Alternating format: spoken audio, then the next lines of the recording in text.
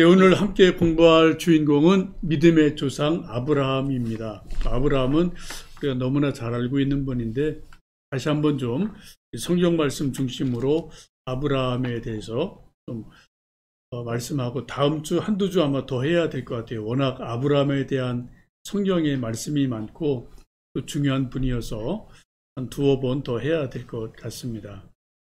먼저 아브람은 큰 아버지란 뜻이죠.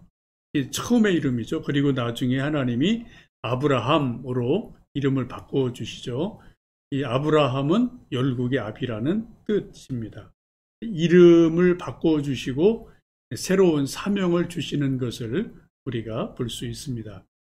성경의 인물들 가운데 이름이 바뀌면서 사명받는 분들이 많아요. 아브라함. 또 야곱도 이스라엘로 이름이 바뀌면서 새 이스라엘을 건국하는 그런 사명을 받고요. 또 베드로도 이름이 바뀌죠. 원래 이름은 시몬인데 이제 베드로로 바뀌고 또 사울이 바울로 바뀌고 이런 여러 가지 보면은 이름을 바꾸시면서 새로운 사명 주시는 일이 성경 인물 가운데 많이 나옵니다. 아브라함도 이제 그런 대표적인 분이죠. 이 아브라함은 창세기 11장을 보시면은 노아 홍수가 끝나고 노아의 자손들이 쭉 번성을 하고 바벨탑 사건이 일어나고 그리고 또 흩어지고 하는 일들이 쭉 일어나게 됩니다. 창세기 11장에 노아의 후손들의 족보가 쭉 나오게 되는데 이 족보를 보면 아브라함은 셈의 10대 손이 돼요.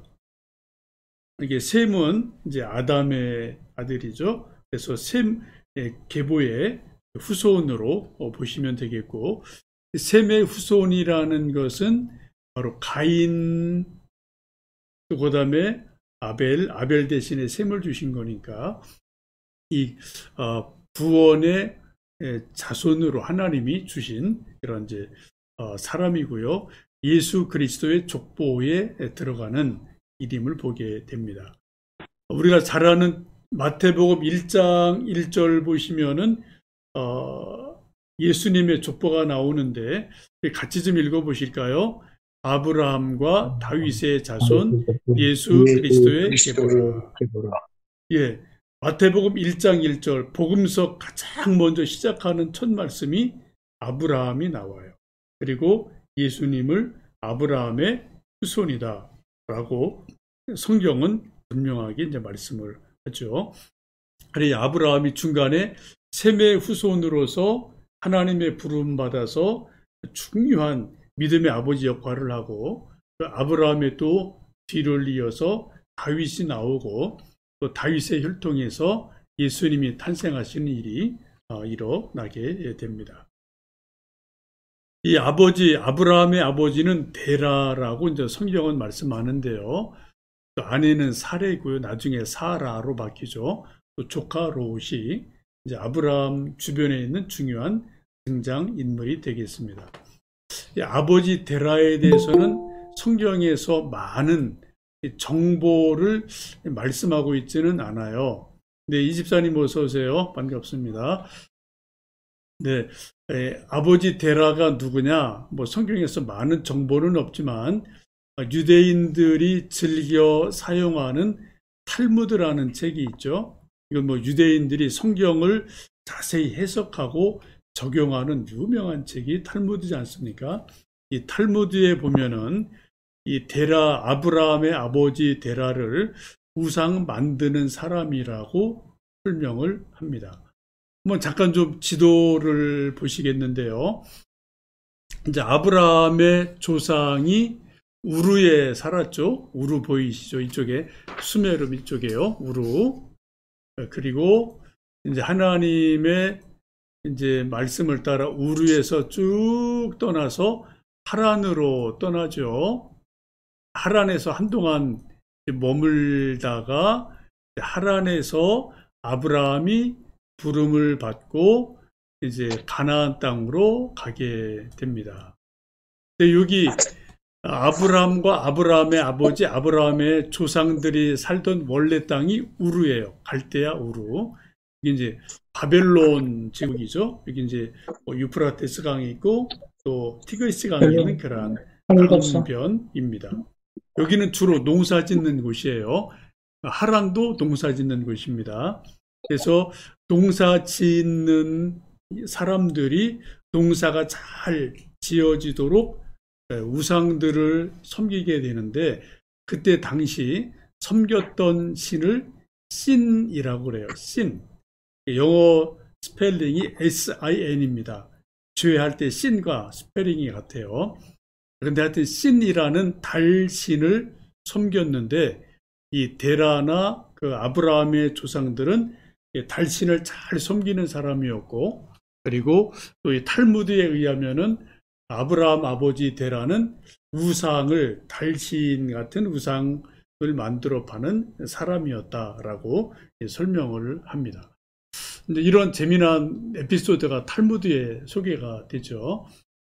한날은 이제 아버지가 이제 아들 아브라함에게 좀 이제 집을 잘 좀 돌보고 있어라라고 말을 하고 일이 있어서 나가게 됐습니다. 늘 우상에 대해서 이게 좀 뭔가 미심쩍은 마음이 있던 아브라함이 아버지가 나간 사이에 몽둥이로 그 아버지가 만들어 파는 우상들을 다 쳐서 목을 다 부러뜨렸다고 그래요. 이제 좀 저녁 돼서 아버지가 돌아왔습니다. 이제 아브라함이 아주 모른 척하고 이렇게 좀 있으니까 우상 있는 곳을 가보고 온 아버지가 화를 내면서 이거 누가 이렇게 우상들을 다 이렇게 좀 목을 부러뜨려 놨느냐, 내가 그러지 않느냐고 막 야단을 쳤다고 그래요. 그랬더니 아브라함이 아버지에게 또 모르는 척하고 말을 하죠. 저는 그런 일이 전혀 없습니다. 제가 보니까 뭐 자기들끼리 우당탕탕 뭐 하더니 아마 우상들끼리 싸우다가 자기들끼리 좀 목을 부러뜨린 것 같습니다. 라고 너스레를 떨고 아버지에게 이야기를 했어요. 그랬더니 아버지가 아주 심각하게 말을 하면서, 이놈아, 그게 말이 되냐? 우상들은 살아있는 게 아닌데 말 그대로 우상인데 어떻게 우상들이 자기들끼리 싸움을 하고 목이 부러지고 이런 일이 어떻게 있겠느냐? 말도 안 되는 소리 하지 마라 라고 화를 냈습니다. 아들이 한 거 알고 있으면서도 그런 말이 오고 간 거죠. 그런 말을 하자 아브라함이 아주 심각한 얼굴로 아버지에게 말을 하죠. 아버지, 지금 아버지가 말씀하신 것처럼 우상들은 움직이지 못합니다. 아무것도 못합니다. 그런 우상을 왜 아버지는 그렇게 섬기고 그걸 만들어서 살게 됩니까? 라고 말을 하니까 아브라함의 아버지가 게라가 이제 할 말이 없었다. 그런 재미있는 이야기가 탈무드에 있는 것을 여러분 보실 수가 있을 거예요. 어쨌든 그런 아브라함은 좀 우상에 대해서 뭔가 늘 좀 미심쩍은 마음이 있었고, 또 정말 정말 하나님에 대해서 갈망하는 마음이 있었음을 우리가 이 탈무드 이야기에서 보실 수가 있겠습니다. 하나님이 그러한 아브라함을 부르시죠. 그래서 창세기 12장 1절을 보시면 여호와께서 아브라함에게 이르시되 너는 너의 고향과 친척과 아비의 집을 떠나 내가 네게 보여줄 땅으로 가라 라고 말씀을 합니다. 하나님이 부르시는데 이 원어 성경에 보시면은 맨 처음 나오는 단어가 가라. 우리 성경 번역본에는 내가 네게 보여줄 땅으로 가라. 맨 끝부분에, 우리 이제 한국어는 이렇게 좀 동사가 뒤에 주로 있죠. 근데 히브리어나 영어는 동사가 되게 앞에 있잖아요. 그래서 원어에도 가라. 그게 맨 앞에 있어요. 성경에 대부분 그런 말씀들이 많습니다. 동사가 먼저 앞에 나오고 그 다음에 또 다른 이제 서술어들이 나오는 경우가 있습니다. 12장 1절을 보시면 하나님이 아브라함을 떠나가라 라고 말씀하는데 세 가지를 떠나라고 그래요. 너의 고향, 너의 친척, 너의 아버지의 집을 떠나라. 이 세 가지의 특징, 공통점이 뭐냐면은 아브라함의 고향 하란, 아까 우리 우르와 하란을 보셨는데 거기는 우상을 섬기는 곳이에요. 달신, 신을 섬기는 곳이고, 또 아브라함의 조상들, 친척들은 다 우상을 만들어 팔던 사람들로 알려져 있습니다. 우상과 관계된 거죠. 또 아까 말씀드린 것처럼 아버지 데라도 우상을 만들어 팔던 사람이에요. 이 세 가지 고향, 친척, 아버지, 이 세 단어의 공통점은 우상을 아주 열심히 섬기던 사람들, 그러한 장소, 이거라는 거죠. 하나님께서는 우상을 떠나라, 그런 의미로 친척, 고향, 아버지를 떠나라 라고 이제 말씀을 하십니다. 근데 좀 우리가 늘 성경 보면서 이해 안 되는 부분 중에 하나는 하나님이 어디로 떠나라, 어떤 장소를, 번지수를 정확히 적어주시면 좋겠는데 12장 1절 보시면은 그런 말씀이 없어요. 내가 내게 보여줄 땅으로 가라. 미래적인 거예요. 그죠? 지금 뭐 서울, 종로 123번지 이런 게 아니고 그냥 서울 쪽으로 가라. 방향은 주셨겠죠. 가라. 그렇게 말씀을 하시는 것이 하나님의 부르심임을 보게 됩니다. 우리 인생에도 가끔 이러한 일들이 있어요. 신앙에도 있어요. 여러분 지금까지 인생 살아오시고 신앙생활 해오신 것 보면은 우리가 계획을 완벽히 세우고 갈대를 완전히 정해서 떠나는 수도 종종 있지만 그렇지 않은 경우도 꽤 많습니다.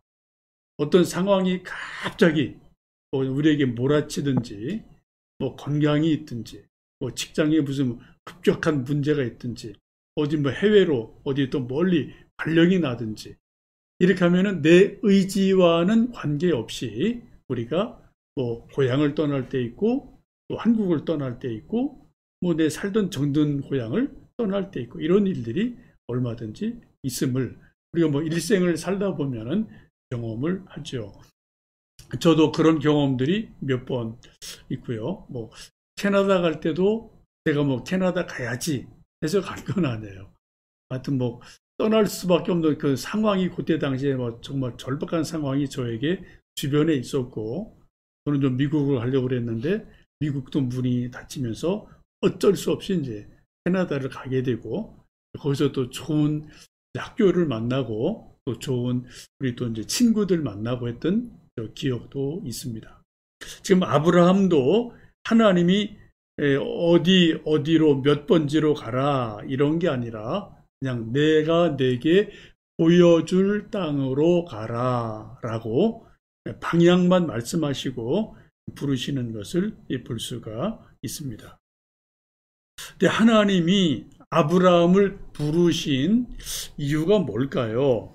그 이유를 우리는 2절 12장 2절 3절에서 보실 수 있는데 우리 창세기 12장 2절 3절 좀 우리 찾으셨나요? 이금석 집사님 찾으셨으면 2절 3절 좀 읽어 주시겠어요? 네. 내가 너로 큰 민족을 이루고 내가 내게 복을 주어 내 이름을 창대케 하리니 너는 복이 될지라.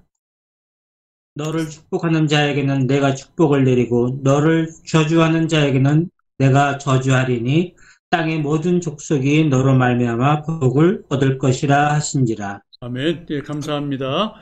하나님이 아브라함을 부르시고 어떻게 정확한 장소는 말씀하지 않으셨는데 부르신 이유는 분명하게 말씀하세요. 어디는 분명하지 않아요. 부르신 이유는 아주 분명합니다. 지금 2절, 3절에 있는 말씀처럼 한마디로 말씀하면 복을 주시려고 불렀다라고 말씀을 하죠. 그 복 주시는 내용이 이런 것들입니다. 큰 민족을 이루어 복을 주어 내 이름을 창대케 하리라. 큰 민족을 이루게 하고 창대하게 하리라. 복을 주시죠. 또 너는 복이 될지라 라고 말씀하세요. 2장 끝에 보시면 이 복이 될지라라는 말씀을 옛날 개역 성경에는 복의 근원이 될지라 그렇게 번역을 했습니다. 우리가 찬송가 32장 보시면 복의 근원 강림하사 찬송하게 하소서, 그 찬송이 있는데 그 찬송도 창세기 12장 이 말씀을 좀 근거로 해서 찬송이 만들어진 것을 우리들이 알고 있고, 지금도 우리가 종종 그 찬송을 부르고 있습니다. 또 복이 이제 되는 것은 너를 축복하는 자는 내가 복을 내리고 너를 저주하는 자는 내가 저주하리라 라고 말씀을 하세요. 엄청난 말씀이죠. 아브라함을 선대하고 아브라함을 축복하는 사람은 하나님이 복 주시고, 아브라함을 저주하고 욕하는 자는 내가 징계하고 저주한다. 그런 말씀을 하십니다. 여러분, 이 말씀은 우리에게도 동일한 말씀인 것을 아시고요. 하나님 믿으면서 좀 담대함을 가지셨으면 좋겠어요. 제가 한 20년 전에 전전전교에 있을 때 음악 첼로를 하던 이제 음대생이 있었는데, 이제 아버지는 성가대 지휘자셨고요, 그 교회에. 이 딸은 이제 첼로를 전공하는 이제 딸이 있었는데, 대학을 졸업하고 이제 독일로 뭐 유학을 가게 됐다고 그래서 유학 가기 전에 집에 좀 초청을 해서, 저희 구역이어서 이제 구역 예배 겸 이제 유학 잘 다녀오도록 좀 가족 예배를 드린 적이 있어요. 몇 사람이. 그때 무슨 말씀을 좀 전해줘야 되나 고민하다가 제가 창세기 12장 이 말씀을 유학 가는 그 딸에게 말씀을 해주시면서 이런저런 말씀을 하시고, 제가 특별히 강조했던 말씀이 이 말씀을 좀 강조했었어요. 그 딸에게. 내가 이제 낯선 땅으로 가는데 하나님이 너와 함께 하신다. 너를 유학의 길로 부르셨다. 믿음으로 가는데 꼭 기억할 것이 많지만 특별히 기억할 것은 너를 축복하는 자는 하나님이 복을 주시고 너를 저주하는 자는 하나님이 저주하실 거다. 진노하실 거다. 이게 아브라함에게 주신 복이다. 너도 낯선 땅, 낯선 사람, 전혀 생소한 곳을 가는데 무서워하지 말고 두려워하지 마라. 왜? 하나님이 함께 하셔서 하여튼 독일 사람이나 여러 사람들이 너한테 착해지면 그 사람이 너 때문에 도와줄 거야. 또 주변의 사람들이 너를 괜히 까닭 없이 못 살게 굴면 하나님이 너를 사랑하기 때문에 그 사람들에게 하나님이 또 복 아닌 다른 걸 주신다. 이게 하여튼 하나님 믿고 담대하게 가라. 그렇게 좀 권면의 말씀을 드리고 기도했던 일이 기억이 납니다. 하여튼 여러분, 지금 세상이 되게 힘들어요. 또 교회가 힘들고요. 또 예수님 믿는다는 말하고 다니기 참 힘든 상황이지만 이 영적 원리는 분명합니다. 사람이 아무리 우리를 핍박을 하든 욕을 하든 뭐를 하든 하나님은 시계가 천천히 돌더라도 하나님의 시계는 정확하고요. 또 하나님의 방법은 정확합니다. 우리 어떤 개인의 실수로 인해서 욕 먹는 것은 어쩔 수 없겠지만 우리가 믿음으로 살려고 애를 쓰고 믿음으로 반듯하게 삶에도 불구하고 누군가 우리를 저주하면은 하나님이 또 그를 저주하신다. 이 말씀을 기억하시고요. 하나님이 우리 방패이심을 믿으시고 담대히 사시면 좋겠습니다. 또 이제 복 주시는 것이 땅의 모든 족속이 너로 말미암아 복을 얻을 것이다 라고 말씀을 하죠.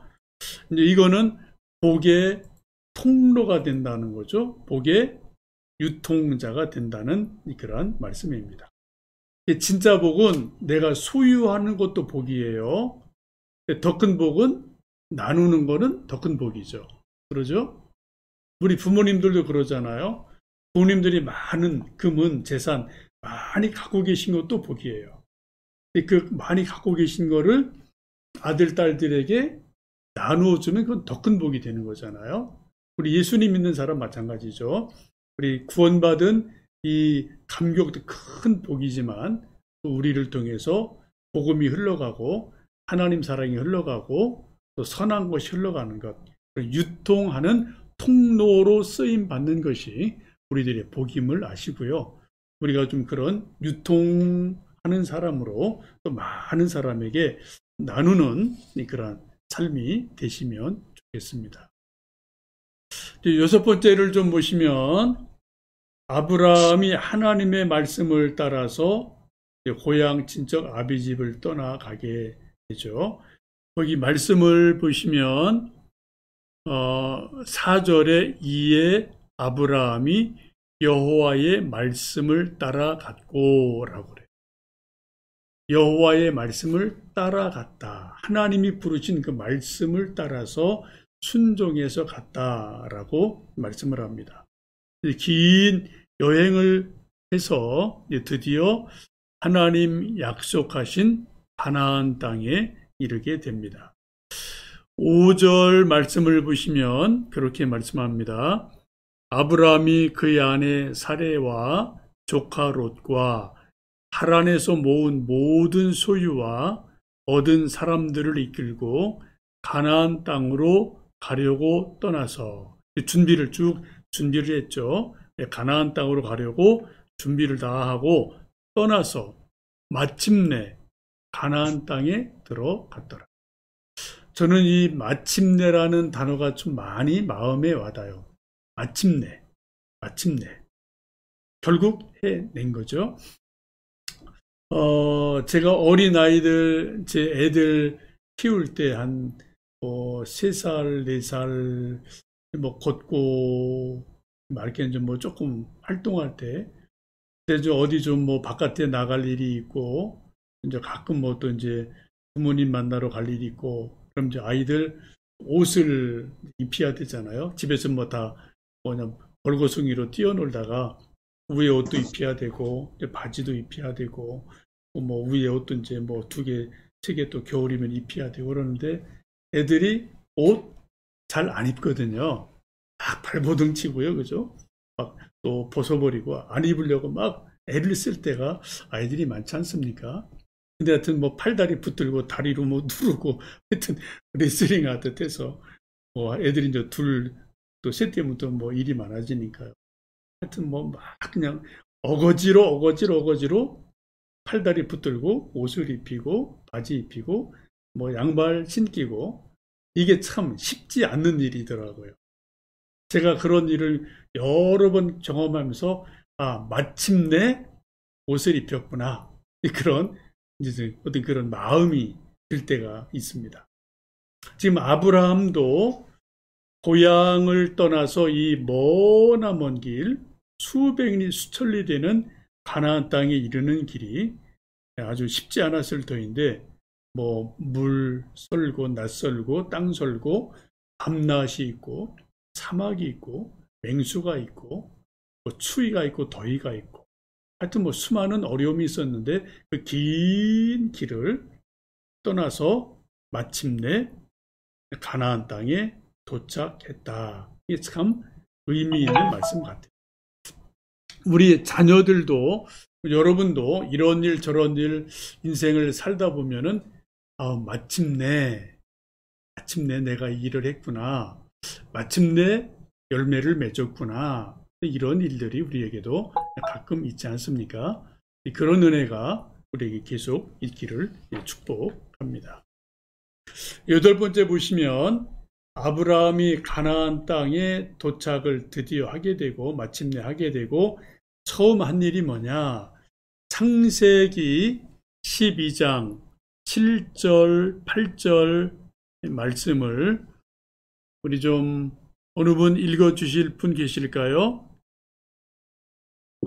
여호와께서 아브라함에게 나타나 이르시되 내가 이 땅을 네 자손에게 주리라 하신지라. 자기에게 나타나신 여호와께 그가 그곳에서 제단을 쌓고 거기서 베델 동쪽 산으로 옮겨 장막을 치니 서쪽은 베델이요 동쪽은 아이라. 그가 그곳에서 여호와께 제단을 쌓고 여호와의 이름을 부르더니. 아멘. 네, 감사합니다. 마침내 가나안 땅에 다다른 아브라함이 그곳에서 가장 처음 한 일이 뭐냐? 7절 끝부분에 보시면 여호와께 그가 그곳에서 제단을 쌓고, 제단을 쌓았다고 말씀을 해요. 그리고 또 베델 동쪽으로 조금 더 옮겨가지고 8절 보시면은 조금 장막을 조금 베델 쪽으로 옮겨갔다가 또 그곳에서 여호와께 제단을 쌓고 여호와의 이름을 부르더니 라고 말씀을 합니다. 아브라함이 가나안 땅에 드디어 도착을 하고 나서 가장 먼저 한 일이 뭐냐? 오늘 7절, 8절에 반복되는 말씀이 여호와께 제단을 쌓고 여호와께 제단을 쌓고 이 말씀이 반복됩니다. 이걸 요즘 우리말로 말하면은 하나님께 예배를 드리고 하나님께 예배를 드리고 이 말씀이죠. 제단은 아시는 것처럼 뭐 돌로 이렇게 좀 번제를 드리고 짐승을 잡아 드리는 그런 형태니까 돌로 이렇게 얼기설기 돌을 쌓아 놓은 것으로 보시면 되겠습니다. 우리가 부르는 찬송 가운데 그런 가사 있어요. 야곱이 잠 깨어 일어난 후 돌단을 쌓은 것 본받아서 숨질 때 되도록 늘 찬송하면서 주께도 나가기 원합니다. 야곱도 베델에서 하나님께 돌단을 쌓았어요. 그죠? 그 조상인 아브라함도 단을 쌓고 하나님께 경배하는 일을 가장 먼저 했다. 그래서 우리가 하나님 믿는 사람들이 뭐 구약시대나 신약시대나 하나님 믿는 사람들이 해야 될 제1순위 가장 중요한 게 뭐냐? 단 쌓는 거예요. 제사 드리는 겁니다. 구약에. 신약으로 보면 예배 드리는 거예요.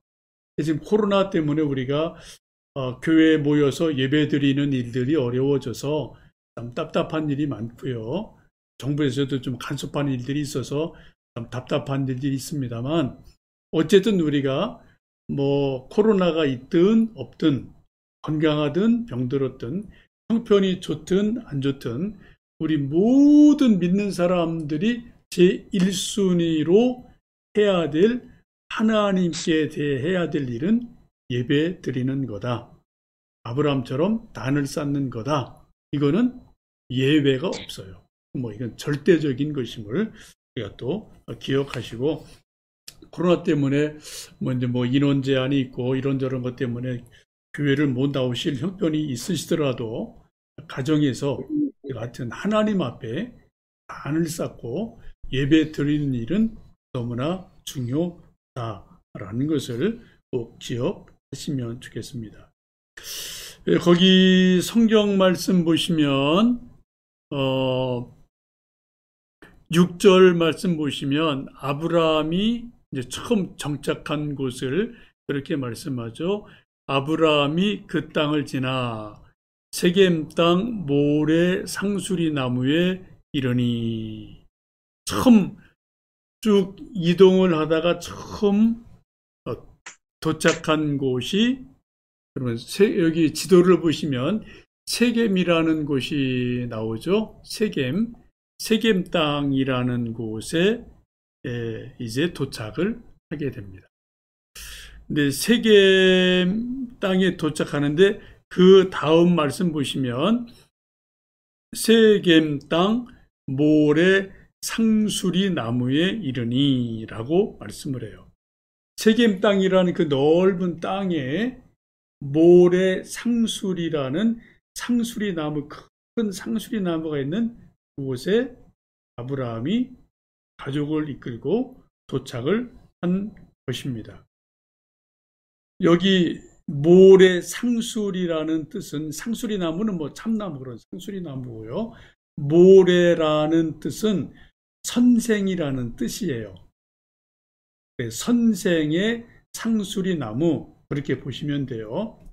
뭔가 좀 영적 의미가 있죠. 뭔가 좀 가르쳐주는 선생님 상수리 나무, 그렇게 보시면 되겠습니다. 여기에서 이제 바로 단을 쌓고 하나님께 이름을 부르고 단을 쌓은 곳이 되죠. 이 모래 상수리 나무는 이 다음에도 성경에 몇 번 더 등장을 하게 됩니다. 창세기 35장 4절을 보시면 이제 아브라함이 죽고 아들 이삭이 오고 손자 야곱이 나오죠. 야곱이 형 에서와 팥죽 사건 때문에 외삼촌 집으로 도망갔다가 또 20년 만에 돌아오고 많은 또 야곱이 왔다 갔다 하는 일들이 있어요.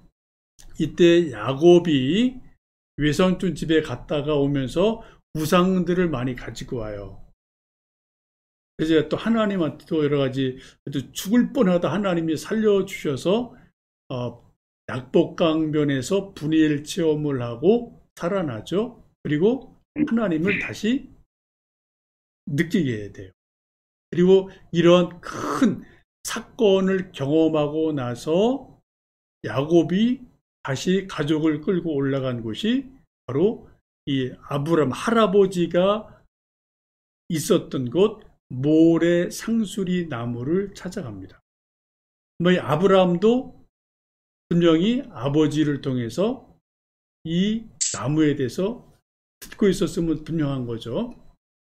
우리 조상 아브라함이 너희 할아버지가 처음 이 땅에 와서 이곳에서 하나님께 제단을 쌓던 것이다. 이 나무를 잘 봐라. 뭐 이런 얘기를 하지 않았겠습니까? 세월이 한참 지났지만 다시 손주 야곱이 그 모래 상수리 나무에 가서 한 큰 결단을 해요. 자기 가족들 또 자기 종들이 갖고 있던 모든 금은으로 만든 우상들 다 모아라. 다 금은을 모아서 그 상수리 나무 밑에 묻어버립니다. 다 폐기 처분해버려요. 그리고 하나님만 섬기도록 다시 단을 쌓는 일이 일어나게 돼요. 또 세월이 몇백 년 지나고 나서 이제 모세 이후에 여호수아가 등장을 하죠. 이거는 벌써 수백 년 후의 일입니다. 그때 여호수아가 가나안 정복을 다 하고 나서 분배를 땅을 다 해주고 나서 마지막 나이가 많고 할 일을 다 하고 나서 이제 보별 설교를 하고 이제 그 지도력을 다음 세대에 물려주는 일이 여호수아 24장에 나와요. 24장에 여호수아가 마지막 보별 설교를 이렇게 하죠. 나는 여호와 하나님만 섬기겠다. 너희는 어떻게 하겠느냐 하고 신앙의 결단을 촉구하고 그리고 마지막 설교를 하고 상수리 나무 아래 큰 돌을 세웁니다. 이 돌이 하나님과 나와 너희들과 증거물이다. 이 돌비가 증거물이다. 그런 의미로 상수리 나무 아래 큰 돌을 세우는데 바로 그 장소가 여기입니다. 아주 의미가 있죠. 아브라함이 가나안 땅에 처음 도착해서 하나님께 단을 쌓았던 곳, 손자 야곱이 거기서 우상을 묻고 하나님께 제단을 쌓아요. 수백 년 지난 후에 여호수아가 바로 그 장소에서 또 돌비를 세우고 백성들과 언약을 세우는 일이 일어나는 곳이 바로 이 상수리 나무다. 이렇게 좀 보시면은 이 첫 장소가 아주 중요한 것을 볼 수가 있습니다. 근데 이제 시간이 조금 지나가면서 이제 12장 후반절을 보시면 9번 보시면 아브라함이 이제 흉년이 들어서 그 땅에 어쩔 수 없이 애굽으로 이제 좀 피신을 하게 되죠. 가서 여러 가지 이제 아내 사례가 너무 이쁘니까 좀 염려가 돼서 그 애굽 사람들에게 부인이라고 말하지 않고 여동생이다라고 말해요. 사실은 사촌 여동생이니까 뭐 아예 틀린 말은 아닌데 어쨌든 그 일 때문에 이제 애굽에 가서 바로에게 이 사례를 잠깐 뺏기고 큰 일이 날 뻔하죠. 그때 하나님이 그걸 막으셔서 다시 이제 큰 일이 없이 사례가 또 아브라함에게 돌아오게 되고 그때 이 놀란 바로가 이제 이 아브라함에게 금은 많은 재물을 주고 소양 낙타를 주고 그리고 떠나는 일들이 일어나게 됩니다. 한 가지 여기서 우리가 볼 수 있는 것은 하나님의 부름을 받은 아브라함도 기근을 당하고 또 가난을 당할 수 있고 흉년을 만날 수 있다는 겁니다.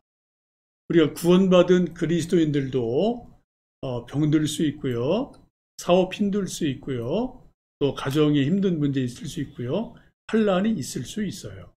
그런데 그런 것들이 있을지라도 믿음으로 잘 이겨내면 결국은 하나님이 더 좋은 것으로 고난 이후에 복을 주시는 걸 우리는 많이 경험을 하고 또 성경이 그렇게 말씀을 합니다.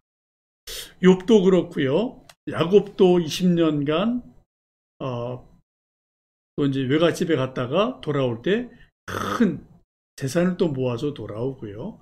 모세도 40년간 광야 생활하다가 하나님의 부름 받아서 능력자가 돼서 하나님의 일을 하고요. 또 나오미도 그러죠. 흉년 때문에 고향을 떠나죠. 또 아들 죽는 일도 있지만 다시 돌아올 때 루시라는 정말 귀한 며느리를 데리고 와서 하나님의 일을 하는 일들을 볼 수가 있어요. 늘 동전의 양면처럼 고난이 오면 이건 분명히 힘든 겁니다. 힘든 거예요. 어려운 거예요. 고난을 또 믿음으로 잘 이겨내면은 또 이쪽 면에서 또 다른 면에서 하나님이 우리가 생각하지 못한 엄청난 은혜를, 엄청난 복을 우리에게도 주시는 것이 있음을 우리는 성경 속에서 볼 수 있고 우리 또 개인적인 그런 체험도 있으시리라고 믿습니다. 이제 마지막 11번을 보시면 애굽에서 고난을 당한 다음에 아브라함이 다시 혼쭐이 나서 가나안 땅으로 돌아오게 됩니다. 창세기 13장 3절 4절 말씀을 좀 제가 읽어보겠습니다. 창세기 13장 2절 3절 4절이에요. 아브라함에게 가축과 은과 금이 풍부하였더라. 그가 네게부에서부터 길을 떠나 베델에 이르며 베델과 아이 사이 곧 전에 장막 섰던 곳에 이르니 그가 처음으로 제단을 쌓은 곳이라. 그가 거기서 여호와의 이름을 불렀더라. 아멘. 여러분 이 말씀 보시면 아브라함이 흉년 기근 때문에 애굽에 내려가서 고난당하고 아주 어려운 일을 당했어요. 하나님의 도우심으로 돌아오게 됩니다. 그 고난 당한 것 대신 하나님이 선물을 주셨어요. 13장 2절로 보시면은 가축과 은과 금이 풍부했다. 고생했는데 하나님이 보너스를 좀 주셨죠. 그래서 재물을 많이 애굽에서 얻어 가지고 와서 그리고 이제 다시 또 생활을 하게 되고 아마 하갈도 이때 이제 오지 않았나 이렇게 좀 볼 수가 있게 됩니다.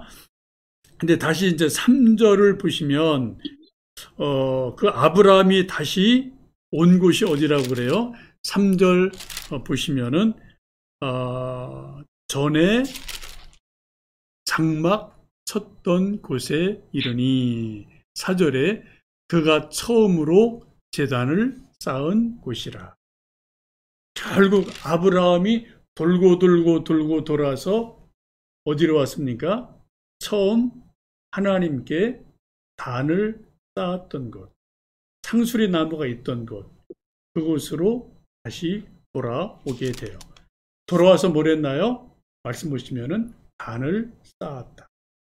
하나님께 제사를 드렸다라고 말씀을 합니다.